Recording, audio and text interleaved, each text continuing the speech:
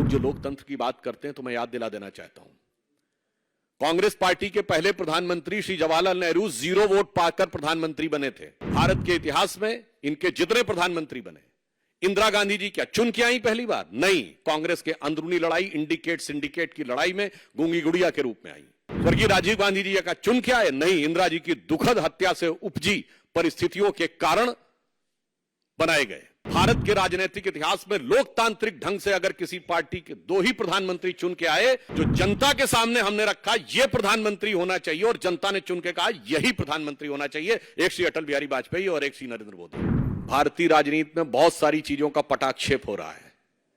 राजवंशों की सत्ता 1947 में समाप्त हुई थी।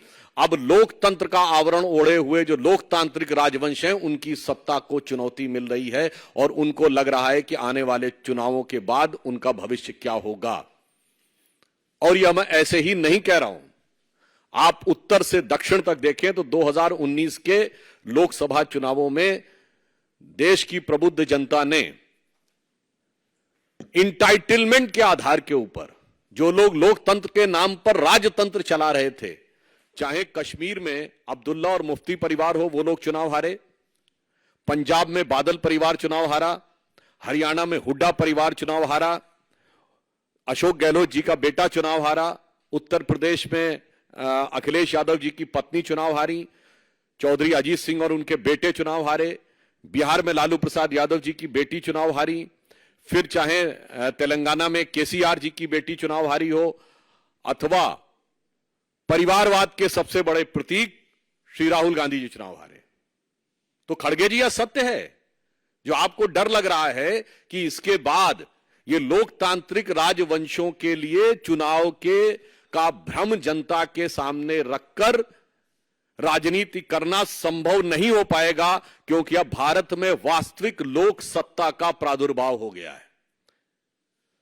सो वॉट एवर श्री खड़गे जी saying, it is real meaning is that those dynastic politics under the garb of democracy, which is continuing, which has been totally discarded by voter in the last election, now seems towards an eclipse, and the true emergence of true democracy is there in the offing, जिसमें भारत के सभी युवा और सभी मतदाता, जो प्रधानमंत्री जी ने कहा है, भारत का गरीब, भारत का किसान, भारत की महिला और भारत का युवा अपनी शक्ति के साथ उभर कर सामने आ रहा है।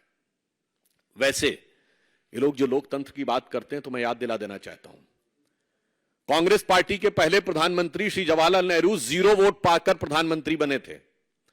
अप्रैल 1946 में कांग्रेस कार्य समिति की बैठक में 16 कांग्रेस कमेटियों में से एक ने पट्टाभी सीतारमैया को और एक ने कृपलानी जी को वोट दिया था, और बाकी सारे के सारे वोट सरदार पटेल को मिले थे और 0 वोट जवाहरलाल नेहरू को मिले थे। और इस बात की, उस घटना के अंदर का point by point, minute by minute reference Kripalani की किताब माय डेज विद गांधी में है, मौलाना आजाद की किताब इंडिया विंस फ्रीडम में है, दुर्गा दत्त की किताब India from Curzon to Nehru and thereafter में है। और जो अंतिम प्रधानमंत्री हुए, हो सकता है कि वो व्यवहारिक दृष्टि से कांग्रेस पार्टी के अंतिम ही प्रधानमंत्री भविष्य के लिए सिद्ध हों, doctor Manmohan Singh, the accidental prime minister, उनको कोट कर रहा हूं। प्रणब मुखर्जी जी की पुस्तक का विमोचन करते समय सोनिया गांधी जी की उपस्थिति में स्वयं डॉक्टर मनमोहन सिंह जी ने कहा कि जब मुझे प्रधानमंत्री बनने के लिए कहा गया तो मैं प्रणब दा के पास गया, मैंने कहा प्रणब दा आप मुझसे अधिक योग्य हैं। डॉक्टर मनमोहन सिंह कहते हैं प्रणब दा आप सबसे अधिक योग्य हैं, मगर मैडम ने मुझे कहा है। लोकतंत्र का अद्भुत स्वरूप है।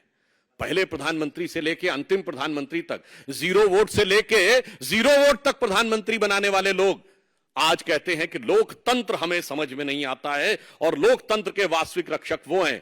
फिर मैं कह रहा हूं, भारत के इतिहास में इनके जितने प्रधानमंत्री बने, इंदिरा गांधी जी क्या चुन के आई पहली बार? नहीं, कांग्रेस के अंदरूनी लड़ाई, इंडिकेट सिंडिकेट की लड़ाई में गूंगी गुड़िया के रूप में आई।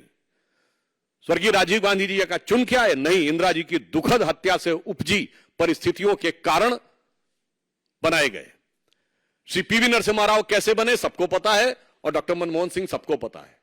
तो भारत के राजनीतिक इतिहास में लोकतांत्रिक ढंग से अगर किसी पार्टी के 2 ही प्रधानमंत्री चुन के आए, जो जनता के सामने हमने रखा यह प्रधानमंत्री होना चाहिए और जनता ने चुन के कहा यही प्रधानमंत्री होना चाहिए, एक श्री अटल बिहारी वाजपेयी और एक श्री नरेंद्र मोदी।